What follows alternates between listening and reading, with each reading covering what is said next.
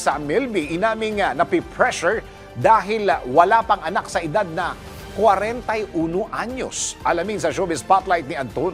Inamin ni Sam Milby na napipressure na siya dahil mag-41 na siya pero hanggang ngayon ay wala pa rin siyang anak. Ayon sa aktor, isa sa mga pangarap niya ay magkaroon ng sariling pamilya lalo na ngayong mag-41 years old na siya. Natatakot umano siya na baka magaya siya sa kanyang ama na 49 years old nang ipanganak siya kung saan hindi raw iyon ang kanyang ideal age para magkaroon ng sariling pamilya. Sa mga dati raw niyang interview, lagi niyang sinasabi na gusto niya maging isang ama sa edad na 35 years old pero hindi raw ito nangyari.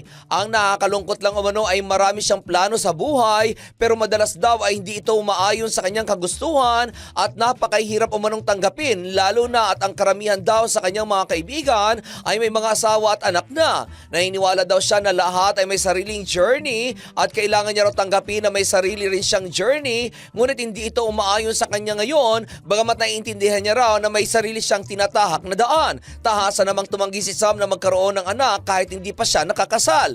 Dito na inamin ni Sam na napipressure na siya dahil Milby ang apelyido niya at hindi common ang kanyang apelyido. Siya raw ang last person na magdadala ng kanilang apelyido dahil ang kanyang dalawang half-brother ay walang anak habang isa pa niyang kapatid ay babae naman kaya't napipressure siya na daladala niya ang apelyidong Milby.